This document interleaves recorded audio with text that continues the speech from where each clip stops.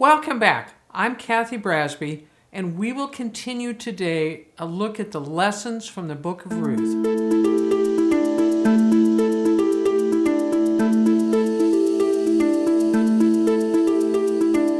At the end of our last lesson, which was the end of chapter 2, if you remember, we have seen quite a bit of change come over our situation.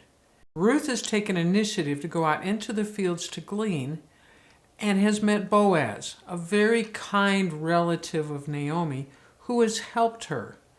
As she brings home this abundant gleaning, Naomi is changed. She recognizes at this point that God has not turned his back on her, but he has provided for her through Ruth. We can understand the hopelessness that she felt, especially at the end of chapter 1. At the loss of her husband and her 2 sons, she has been dropped in social status from a woman with some standing to a woman that has no standing. She's the very base of her society. She was confident at that time that God had abandoned her. But now Naomi sees from this first gleaning that Ruth brings home, she sees not only protection for Ruth, but just an abundance. And she begins to connect this back to God's provision for her. Naomi recognized God's hesed. We've talked about that word many times throughout these lessons. It has to do with this never-ending love, this loving kindness and compassion and mercy and commitment. And Naomi recognizes these things in how God has provided for her and Ruth through this gleaning. So the great part is now that Naomi is beginning to change, beginning to recognize that God has not left her, she is able to be a light bearer as well. Ruth was a light bearer to her, as was Boaz. But now, as we go into these lessons, we're going to get a chance to see how Naomi responds to God's great hesed. So we will begin at the beginning of chapter 3 in Ruth. Verse 1. One day, Naomi said to Ruth, "My daughter, it's time that I found a permanent home for you, so that you will be provided for." Now we know that Naomi is elderly, at least by their standards. She's beyond childbearing years, and she knows Ruth is very likely to outlive her. What is the future going to look like for Ruth? This is now Naomi's concern. We didn't see that concern earlier in Naomi, but we see it now.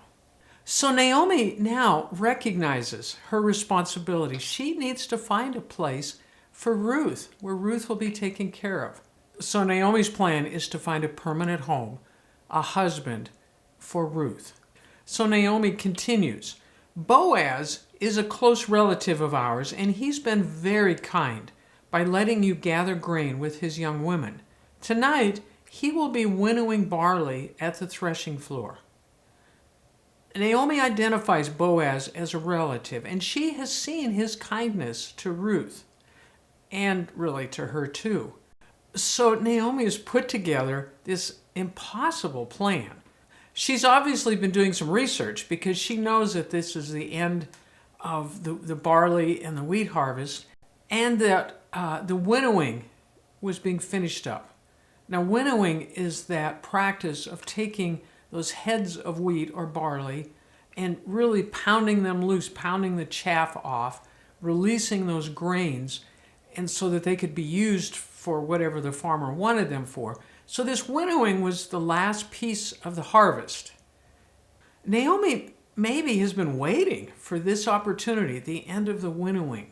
At that time, there would be a celebration. Harvest is finally complete. Farmers can bring in their crops. Naomi probably is hoping that Boaz is more receptive to this idea that Naomi has. Now that the crops are in, he can be more relaxed. So now is the time to put her impossible plan into play, because it is an impossible plan. The threshing floor where this winnowing is done is a fairly large area, and so each farmer would have an area where they had piled their grain. And I'm sure several farmers would sleep at the foot of their pile of grain to make sure that it wasn't stolen during the night before they could the next day take it probably by cart to whatever storage that they had. So Naomi knows that Boaz will be lying on the threshing floor beside his heap of grain. We've actually seen two pretty bold plans from Ruth. The first is just to commit to Naomi as they're coming back to Bethlehem. And the second is the decision to go out into the fields and glean. It was a little dangerous to do that. And so that was a very bold plan that Ruth had. And now Naomi has maybe even a bolder plan to go to Boaz and ask him to marry Ruth. Let's continue with Naomi's plan in verse 3. Now, do as I tell you. Take a bath and put on perfume and dress in your nicest clothes. Then go to the threshing floor, but don't let Boaz see you until he has finished eating and drinking. Be sure to notice where he lies down. Then go and uncover his feet and lie down there. He will tell you what to do. Naomi now sends Ruth out not dressed and looking like a widow anymore, but as a young woman ready for marriage. This again is a risky plan where Ruth may have had some protection as a widow. Now she looks available. Interestingly enough, a man would generally act as the go-between in a marriage. A woman didn't do that in those days, but as we know, Naomi didn't have a man to do that. We might ask, why didn't she go to Boaz directly? Well, he may have turned her down. I think maybe Naomi had some sense that Boaz had some connection with Ruth. Certainly, Boaz knew of Ruth's kindness to Naomi, and he had seen her hard work. So I suspect that Naomi may have hoped that Boaz would be more receptive to a request from Ruth. Well, in spite of that, the mission looks impossible. Ruth brings nothing to the marriage. She's foreign, she is poor, she is barren, and remember how important offspring were. She has nothing to offer Boaz in terms of a marriage agreement. No respectable man in that day would choose a barren woman for his bride. Naomi here isn't approaching Boaz with the young woman that he's too shy to pursue. That's a very modern cultural idea, and that's not what was going on there. Naomi is looking for mercy from Boaz. She had seen him be kind, merciful, so she is hoping one more time Boaz's mercy. Threshing floor celebrations had a reputation in those days for drunkenness and immorality. It might be a little bit the way we think of Mardi Gras in New Orleans or Carnival down in South America, a great wild celebration. A woman alone going to that threshing floor would be vulnerable to some kind of abuse or possibly sexual harassment or worse, and there would be many sleeping on that threshing floor. And the question would be, would anyone take advantage of Ruth? And certainly another question is, would Boaz take advantage of Ruth? Now, Naomi's instruction to lie down is mixed with different connotations. Even today, it could literally mean lie down, sleep, or it could have sexual connotations. And then her instructions get even more tense. Uncover his feet. Again, uncover his feet could be literal. Take the blanket off of his feet and lie down, pull that blanket somewhat over yourself. That could be what is happening, but that uncover his feet was also a euphemism for uncovering the genitals. This story just crackles with sexual tension. We're not really sure what Naomi is asking Ruth to do. Naomi's instructions are mysterious, they're ambiguous. Really, what was she asking Ruth to do?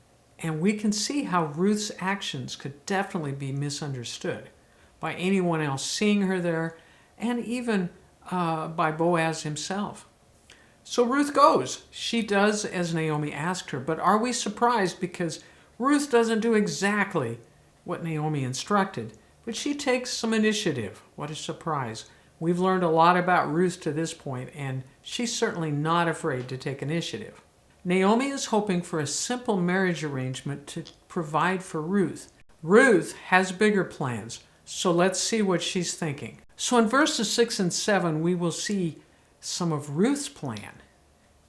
So she went down to the threshing floor that night and followed the instructions of her mother-in-law. After Boaz had finished eating and drinking and was in good spirits, he lay down at the far end of the pile of grain and went to sleep. Then Ruth came quietly, uncovered his feet, and lay down. After years of famine, Boaz has a good harvest. He has to be very pleased and contented with his harvest. So he lies down in peace. So Ruth does as Naomi instructed her and lies down at his feet. But it's about to get a whole lot more interesting. Verse 8. Around midnight, Boaz suddenly woke up and turned over.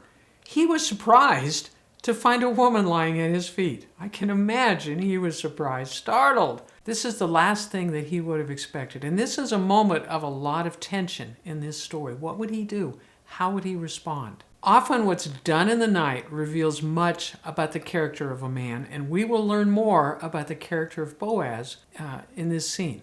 Boaz has an opportunity now in the middle of the night to take advantage of a young woman. There would be really few repercussions for him.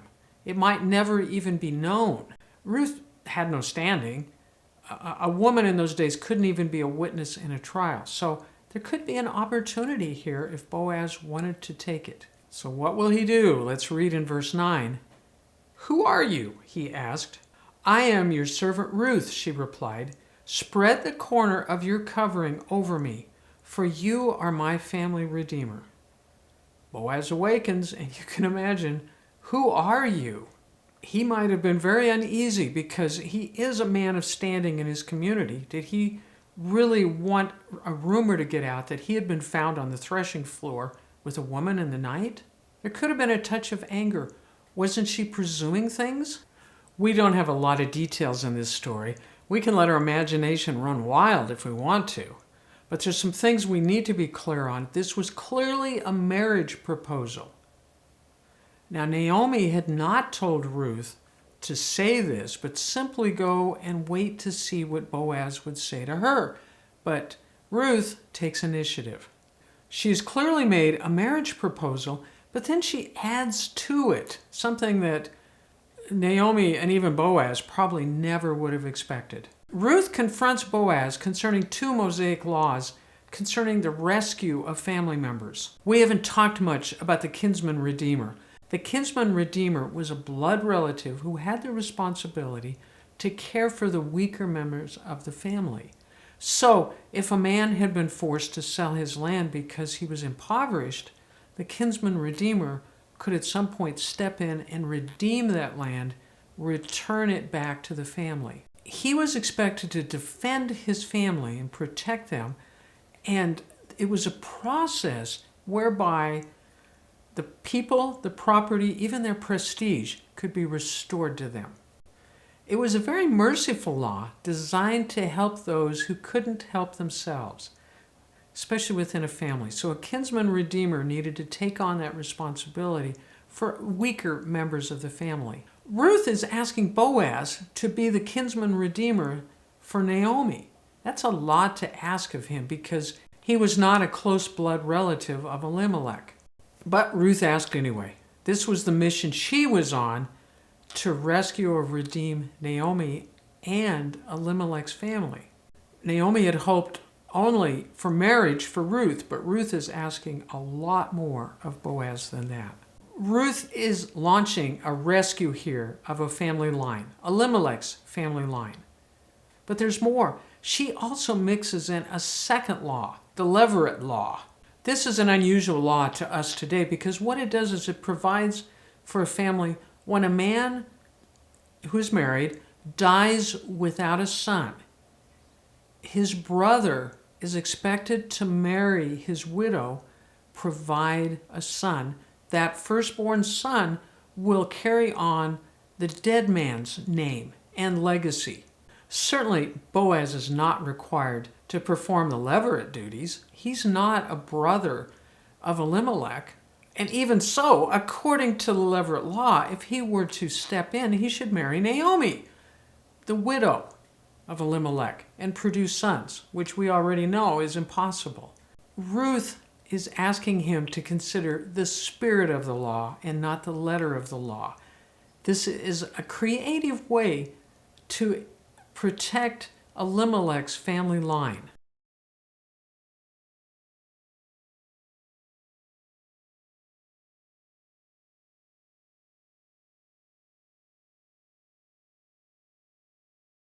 In this, Ruth is extending Hesed to Naomi and Elimelech's line. She could just settle for, please marry me, make me your second or third wife, I will be secure. But no, she has a much bigger picture in mind, and that loving kindness from her is part of the picture of Hesed.